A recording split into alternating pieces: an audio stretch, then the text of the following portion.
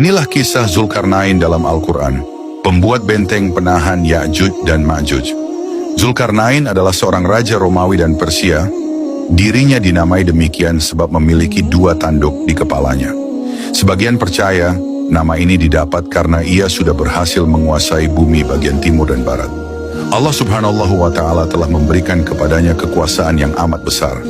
Ia memiliki bala tentara yang banyak, alat perang yang dahsyat, dan benteng-benteng yang kuat pula. Oleh sebab itu, banyak negeri yang tunduk kepada Zulkarnain. Bahkan raja di seluruh dunia pun juga hormat kepadanya. Baik raja dari Arab maupun non-Arab. Mereka semua mengabdi kepadanya. Suatu hari, dirinya menempuh sebuah perjalanan ke barat sampai menemui sebuah kaum dari Bani Adam yang besar. Ia pun mengajak mereka tentang untuk menyembah Allah Subhanahu wa Ta'ala. Kemudian Zulkarnain kembali melanjutkan sebuah perjalanan ke arah matahari terbit di negeri bagian timur. Setiap melewati segolongan umat, Zulkarnain dapat mengalahkan dan menguasai mereka, serta menyeru kepada Allah Subhanahu wa Ta'ala.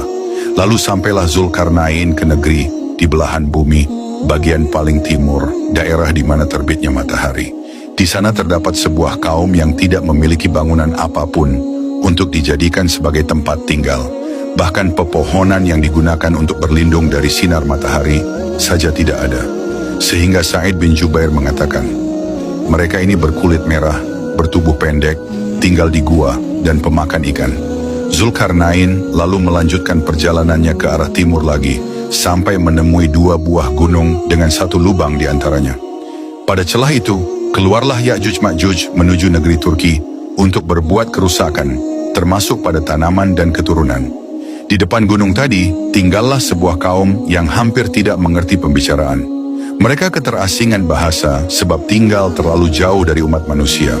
Kaum tersebut meminta kepada Zulkarnain untuk membuatkan sesuatu sebagai penghalang antara mereka dengan Ya'juj Ma'juj sang pembuat onar. Mereka bahkan sudah berniat membalas jasa Zulkarnain dengan harta mereka. Namun dengan penuh kesucian, ketulusan, perbaikan dan tujuan baik, Zulkarnain berkata, apa yang telah dikuasakan oleh Rabbku kepadaku terhadapnya adalah lebih baik. Artinya, Zulkarnain tidak meminta imbalan dari mereka, melainkan ikhlas karena Allah. Kemudian Zulkarnain meminta kaum tersebut untuk mengumpulkan potongan-potongan besi dan tembaga.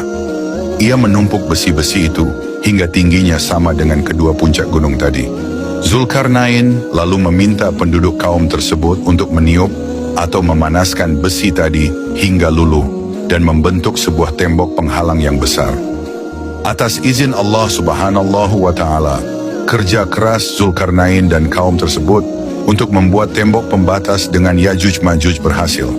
Dinding ini sangat kuat hingga Ya'juj dan Ma'juj tidak akan sanggup memanjat bagian atas dinding tembaga tersebut dan tidak pula dapat melubanginya di bagian bawahnya.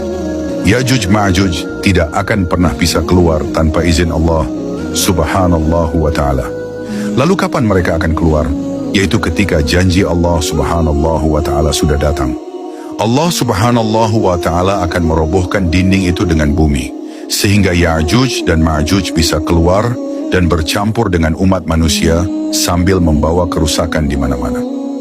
As-Suddi mengatakan, yang demikian itu adalah pada saat mereka keluar ke tengah-tengah umat manusia. Semuanya itu terjadi sebelum hari kiamat tiba dan sesudah munculnya Dajjal. Sebagaimana yang ada dalam firman Allah, hatta iza futihat Ya'juju wa Ma'juju wahum min kulli hadabiyah yansilun. Artinya, hingga apabila dibukakan tembok Ya'juj dan Ma'juj dan mereka turun dengan cepat dari seluruh tempat yang tinggi. Quran Surah Al-Anbiya ayat 96.